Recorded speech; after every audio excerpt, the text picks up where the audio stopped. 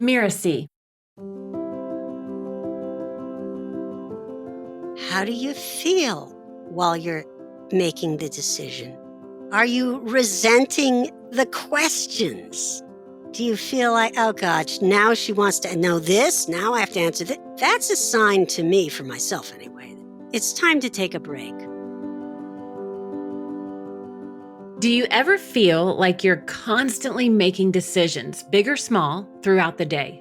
Do you find yourself feeling mentally exhausted or even paralyzed by all the decision making as a business owner and as a coach that you have to do?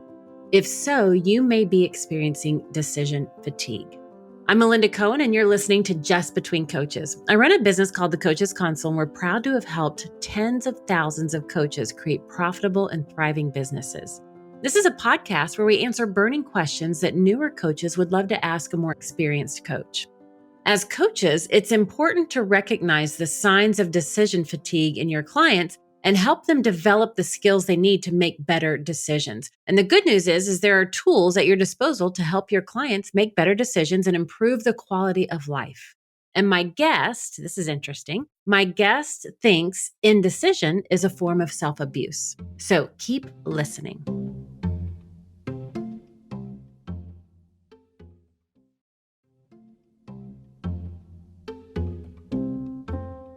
Today, I've invited Rahti Gorfien to explore decision-making with me. Rahti is a professionally certified life coach who is dedicated to helping entrepreneurs who struggle with irregular income, irregular hours, and isolation to take control of their lives so they can get more business, make better decisions, and enjoy their careers. Welcome, Rahti. Well, thank you for having me. And I just want to say that I didn't make up that quote of decision making is a form of self-abuse. The first time I heard it was from a business coach of mine named Monica Shaw, and it just landed so strongly for me. So I certainly concur with her, but I don't want to take credit for that pithy statement.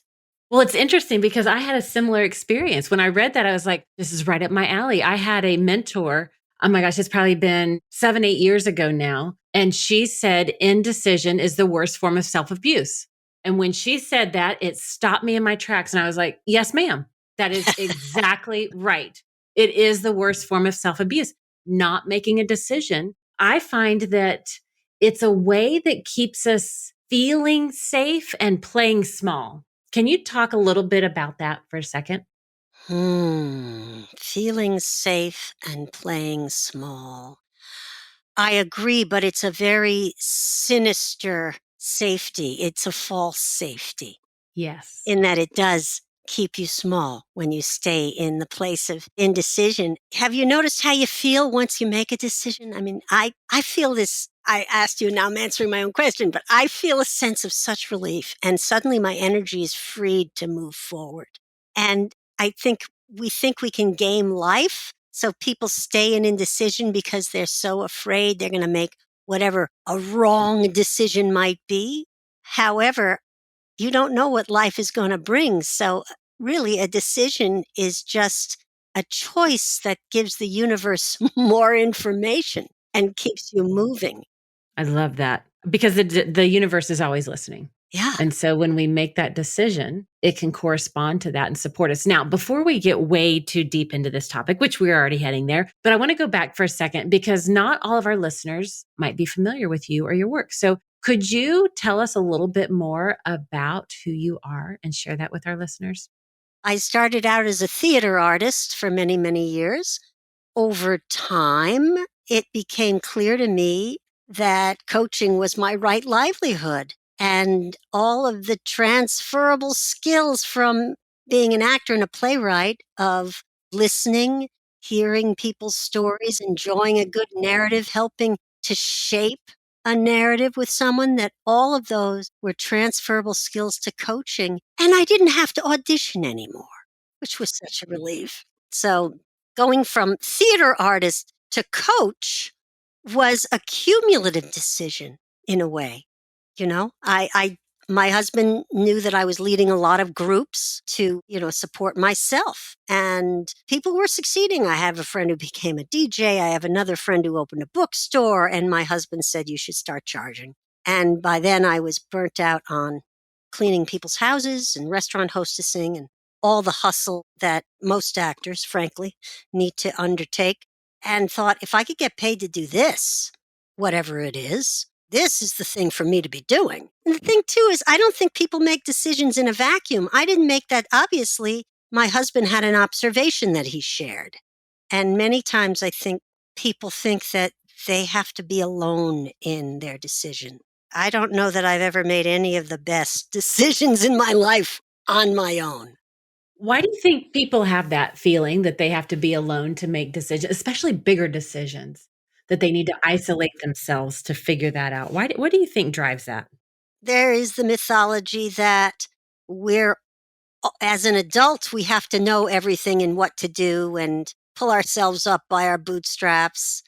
The times that I made what I would consider mistakes are when I decided to do something, but was so insecure in myself that I didn't want to share the various options with anyone else for fear that I might proceed inauthentically, that it would cause me not to trust myself. So the paradox is between thinking you should be able to make a decision by yourself and thinking you're so suggestible that if you get any help with making a decision, it won't be yours.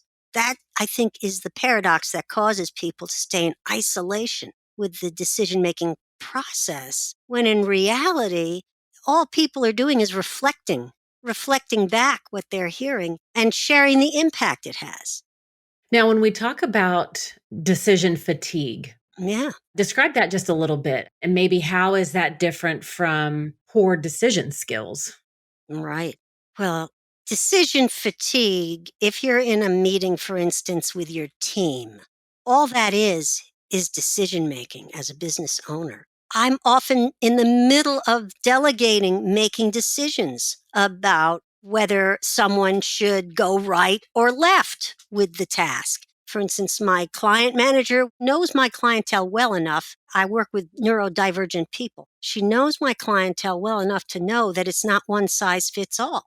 Some people will respond better to a text. Some people will respond better to her picking up the phone. And she isn't privy to the knowledge I have of the client. So in the moment, I may have to answer little questions like that. Oh, given this person I'm working with, you're better off texting them. There's just so many little decisions as a business owner we have to make. You have to sign off on. There's no escaping it because delegating is not abdicating.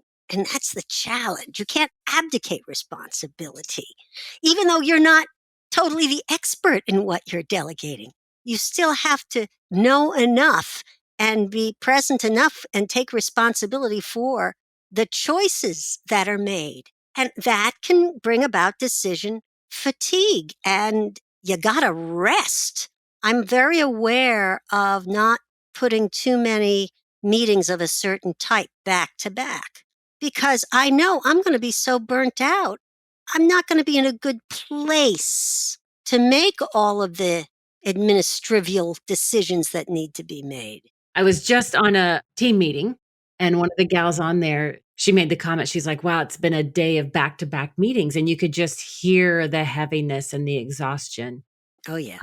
in her voice and her energy. And she still had 3 more meetings today. We haven't even gotten through half the day. And so when you talk about decision fatigue, it's about that being in that constant state of decision making mode, whether it's big decisions or small or whatever it's about.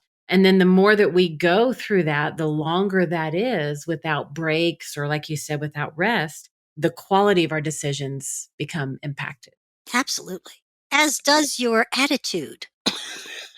You talked about something important as because we can look at this in 2 ways. A lot of our listeners as a coach, they're a business owner. And you just were speaking to that. We have a lot of decisions in our own business that we have to make. And then as we're working with our clients, wherever they are in their lives, they also have a lot of decisions. And when I was getting ready for this, I was thinking back to working with clients and, our clients, they're often a mirror for us, I find, right? They're just reflecting our own stuff back to us. And I've learned over the 20 years that I've been doing this that when I can work on my own issues, triggers, things, often I find my clients have an easier time working through it as well. Have you ever had that experience? Like the more that you address like decision fatigue, for example, and turn that around, that in a maybe an indirect way, you're helping your clients with that as well? Well, I'm pretty transparent in my coaching. I think there are moments in coaching where it is appropriate to share, you know what? I just went through something just like that. I mean, I think there has to be a certain amount of resolution or, there has to be a reason to share the story. But I agree. It's uncanny how often clients will be going through something that reflects what I'm going through in terms of a crossroads in life. Now, is decision making, whether it's something that we're helping our clients work through or just ourselves in our business or our life, is decision making a skill set that you can learn? I love that question. I don't think it's a skill set. The skill set is in being clear about your values and priorities. Having that clarity and getting to that clarity is a skill set. A decision is just a decision. One of the things that I work with my clients with a lot is something called working memory, which is part of the executive function. And the challenge for people with ADHD is they don't have ready access to their working memory. In other words, they may not remember how they did something successfully before. One of the ways I help them develop that is by asking, can you remember a moment in your life where you were in this same type of situation and everything just went beautifully?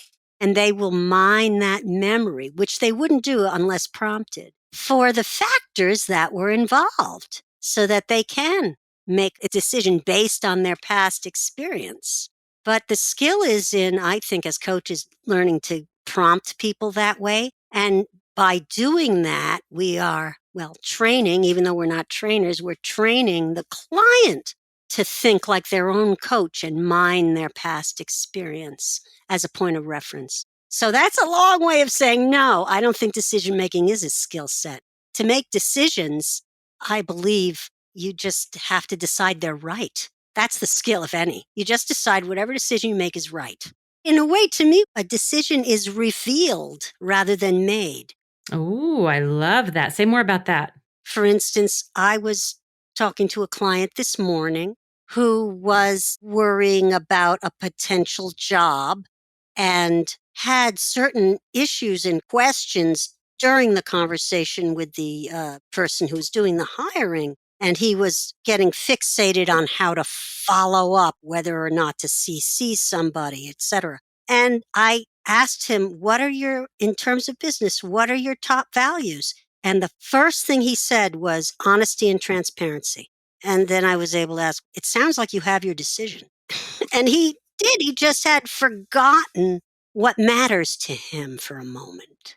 I just wrote it down and I even just got out my highlighter and highlighted it. I'm about to take this to my team after we get done with this interview. A decision is revealed rather than being made. I love that. So there's a difference, I think, between ruminating a decision, which is a form of self-abuse, and allowing a decision to be revealed. Sometimes you may want to make a decision, but if you're not under the gun and you still aren't clear, maybe you need to leave it alone for a while. Let your subconscious wrestle with it a little bit. I've got 2 rules that I follow for myself. I have the 24-hour rule, where if there's a decision that I'm like, "Oh, I want to do that," or "I want to experience that," or whatever. Maybe it's buying something on Amazon or enrolling in a program or saying yes to a trip with some friends, whatever it is. I'm like, "Oh my gosh, yes, I wanna do that." And then I'll be like, "Okay, I'll get back to you tomorrow." And then I just percolate is what I call ruminate, but percolate. And then I just, I'm off doing other things. I might be working on a project or talking with some friends, but I'm not really giving it a whole lot of attention. And then 24 hours later, if I have still been thinking about it or it's been top of mind, I know, okay, there's something there. If I have not thought about it since, it's like, well, it was an impulse probably. So maybe this isn't the next right step. And then I start asking more questions about, whether it's my values, my priorities, how does this serve me? and start exploring it that way. But I give myself the 24-hour rule. And then the other thing that I that I have is if it's not a hell yes, it's a hell no until I find out differently. Yeah, man, I love your policies. I think that's key. Having policies allows you to make decisions, and it gives you the space to not make a decision until you feel grounded in it. I think that's wonderful. And the other thing, if you decided, like, okay, these are my goals for this quarter, for instance, and someone comes along and says, I could double, triple, quadruple your business through social media analytics and blah, blah, blah, blah, blah. That's a shiny object. You got to put it in the parking lot. Say, I'm not taking anything new on. So that for me is another litmus test. Is this going to move me towards the goals I've already established for myself or not? What are some of the common symptoms or signs that someone is experiencing that decision fatigue? How can a coach recognize these in their clients and help their clients with that? That's a good question. I think if you're feeling cranky, it's how do you feel? How do you feel while you're making the decision to a large extent? Are you resenting the questions? Do you feel like, oh gosh, now she wants to know this, now I have to answer this? That's a sign to me, for myself anyway, that it's time to take a break or it's time to table the question. I think it's an emotional thing. If you are relaxed, open, and you are experiencing a sense of intrigue, and you're still in that place of wonder and intrigue in your innovation process, for instance, in a meeting, then you're in a good place to be making decisions. And if you're not and you're feeling tense, it sounds like it's time to go to ground, as the vampires say. Yeah. Now, when I was just listening to you describe some of those symptoms of decision fatigue, feeling cranky, resenting, being tense, anxious, those things, one of my mentors, she always said, do something every day that scares you. Right. And so you're expanding your capacity, you're expanding your comfort zone. And it was a curious thing about, the distinction between decision fatigue versus making scary decisions. While they might be aligned with your values and priorities in the next best step, you might have this sense of wanting to vomit because you're taking that step. So how do you know if it's decision fatigue versus making that aligned scary decision? Well, I think what you just said about feeling afraid, there's a lot of meat on that bone. So if a client may say, well, I've decided I'm going to commit to writing 2,000 words this week. And I'll ask, well, how does that feel? And they say, scary. I said, well, then you've done well. The fear is also a compass for where you need to go to grow. There's a good one. Yes. So it's a barometer. Fear is useful. It's not the same as the fear of, there may be traffic coming and knowing that's good fear. Mhm. But the fear of stepping into a commitment, like writing 2,000 words this week, that's the fear that's telling you to go and step right in it. Step into that fear, do what you're afraid of, because that's a limiting fear. That's a fear that says, no, well, what if you don't quite make it to 2,000? Well, so what? Now, you talked about you gotta rest if you're having all these decisions you're making back to back or back to back meetings, or you're getting into that decision fatigue mode. So, what role does self care play in reducing decision fatigue? How can we encourage our clients to really embrace and even prioritize that in their daily routines? Well, I think it's critical for anybody to have some kind of scaffolding in their life. That's what self care is. Planning is the highest form of self care. And I think that's true. Planning on a micro and macro level, planning your day the night before, planning what you're going to wear the night before. That's self care because you're not going to wake up and right away be confronted by a bunch of little decisions like, what do I do first? What do I wear? What do I, what are the important actions today? Planning allows you to, I think, make decisions from a calm, not in the moment, flying by the seat of your pants place. That planning is decision making. I'm a believer in having structure with flexibility built into it. That's I think, going to position you better for decision making and not tending towards decision fatigue.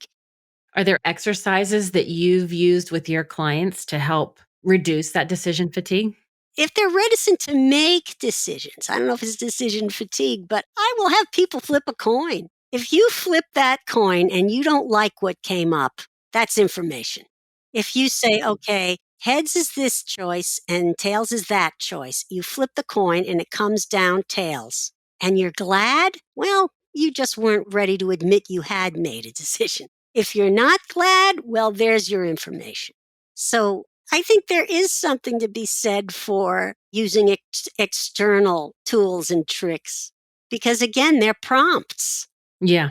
Yeah, I've had clients where they've been going back and forth between something, and on a session, I'll talk about let's act as if for the next few moments. So let's act as if you've made decision A. Now tell me what's happening next. What's going on? How is this impacting your family, your life, your career, whatever the situation is? And I just have them paint that picture thoroughly. And I just listen to their language. I check out their body language, their energy. And then I say, okay, now let's switch. Let's say you made the other decision, decision B. Now let's talk that out. You've made decision B. What happens next? And without me having to say anything, they hear themselves saying both of those scenarios. And they're like, oh, and then it's a matter of, do they want to make that decision? They know which decision to make, but now it's a matter of, ooh, am I going to make that decision? Yes. I mean, I love that. That's what we do, isn't it? I mean, help people hear themselves and really actually rehearse in a way and experience a decision. That's what I heard you describing. Having someone try on a decision. I like that. Now, another thing that I use in my business to help me make decisions is my intuition. I have spent many years really working on hearing my intuition, feeling into it, listening to it, acting on it, responding to it, trusting it. So I want to talk a little bit about what role does intuition play in making decisions, and how can we help our clients balance that more feeling intuition with the brain rational analysis side of decision making? That's a great question. Well, I will take a client through a contemplation or meditation, whichever you want to call it, and allow them to just go within themselves and visit a version of themselves many years down the line, their wiser, older self, and just sit in the presence of that version of themselves and ask what they would do. It's a way of tricking oneself, I think, into their own intuition. An exercise that I actually came up with, I call it the mezzanine, and it's in a book that I have coming out this July. I will take people into the mezzanine. And what that means is it's the theater in their mind. And it came out of a dream I had in psychoanalysis many years ago. But I'll invite the client to go, okay, step into the mezzanine. You're in that beautiful theater, front row, mezzanine high above the stage. And just, I want you to relax and play the circumstances out in front of you. That works really well if somebody feels they've made a bad decision. They can watch the situation and I say, okay, replay that. What would you see different? You're the playwright as well. Play that out differently. And what do you see? What would you do next time? Because that's also training them in tapping their intuition in a safe space to be able to, uh, replay from a place of calm contemplation how they may have dealt with a given situation if they had the chance again. That's cultivating intuition and preparing them in a future sense for making a decision. I love that. I love that visualization. I mean, micro decisions, small decisions. I think making many, many, many of those is more what leads to decision fatigue. And that's a different matter than having a decision that is going to really shift the trajectory of how you operate, for instance. That kind of decision, you do want it to be revealed, you know? But I got to share with you because it's so ironic. I'm going through a process right now of making a decision, and I'm very decisive. And for the first time, I'm not just going with my gut. because I have had enough experience. It has to do with changing softwares, right? And the thing is, in business, sometimes, okay, a better software will solve a problem, but it's usually not the system, the change in the system that's going to solve the problem. And so I have these 3 different vendors competing, trying to sell me the same thing, essentially. And what was revealed to me in the course of speaking to them is, I am not ready to make this decision yet because I am not really getting to the core issue in my business. This decision is not really going to address that core issue. And in this case, it had to do with really understanding where my clients come from. What is my key, what do they call KPI? What is it in my business that is actually resulting in what I want? And if I don't understand that, then I really don't have the grounds for making an informed decision. Sometimes you realize in the course of making a decision that there's another decision you haven't made yet. It's premature. And I've often found with clients that they'll want something. There'll be a certain goal. And in the process of talking about the goal, what's revealed is these preliminary goals and preliminary decisions that need to be made first. So I think not getting impatient with yourself is key, not beating yourself up, being curious about that, the fact that, I'm not able to make this decision yet. I wonder what's going on here. Being curious. So for me, having this experience of being indecisive, which is very unusual for me, has been a real education.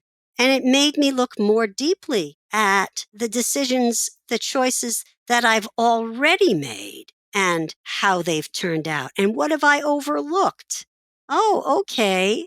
So maybe it's not about getting a whole new system. I need to focus on optimizing what I already have. Certain decisions, I think you're right, at least 24 hours. Yeah. So let's summarize some of the things that we've talked about. We kicked off by talking about how indecision is just the worst form of self-abuse. We talked about with decisions, really they're choices. And when we make those choices, the universe can support us in better ways. And how we don't make decisions in a vacuum. We really talked about getting into what is decision fatigue. And we talked about, I love the distinction that you really took us through about decision making is not a skill set. It's just choices. But the skill set is really getting clear in our values and priorities. And then my favorite takeaway from our conversation is a decision is revealed rather than being made. Oh, I just need to have the space for it to be revealed so I can have the clarity in that instead of forcing something to happen. And we talked about the distinction between ruminating on a decision versus allowing it to be revealed. And I love how we got into the policies, as you call them, where, whether it's the 24-hour rule or the hell yes versus hell no, or any of those policies that we have to help us make those decisions so that they can be revealed. And we got into symptoms of decision fatigue. We got into the role of self-care and the role of intuition when it comes to making decisions and decision fatigue. I love another thing that you said when we were talking about the distinction between decision fatigue versus making scary aligned decisions. And you talked about how fear is a compass for where you need to go to grow. And then at the very end, I really loved that one as well, that gem that you left us with. Sometimes you realize in making a decision that there's another decision that you need to make first. Rahti, do you have any parting words for our listeners? Trust life, that whatever decision you make, it's going to be okay. And also the gift that I'm giving your listeners, the 3 keys to decision making, that free gift is designed to reveal a decision, to help you reveal a decision by putting all the factors on the table. And lastly, you're not bad or wrong if you can't make a decision. Curiosity. Be curious about the fact you can't make a decision. I love it. Thank you for listening to this episode of Just Between Coaches. And also a big thank you to Rahti Gorfien for this great conversation. You can find out more about her at creativecallingcoaching.com. That's creativecallingcoaching.com. And in the show notes, you'll find a free resource from Rahti called, like she just talked about, the 3 keys to decision making. Rahti, thank you so much for coming to the show. Oh, what a ball. Thank you. I'm really honored to have been here. I'm Melinda Cohan, and you've been listening to Just Between Coaches. Just Between Coaches is part of the Mirasee FM podcast network, which also includes such shows as Course Lab and For Better or For Work. Michi Lantz produced this episode. I wrote this episode together with her. Cynthia Lamb is our supervising producer, and Danny Inney is our executive producer. Post-production was by Post Office Sound. And if you want to listen to upcoming and previous great episodes on Just Between Coaches, please follow us on Spotify, on Apple Podcasts, or wherever you might be listening right now. And if you like the show, please leave us a starred review. It is the best way to help us get these ideas to more people. Thank you, and I'll see you next time.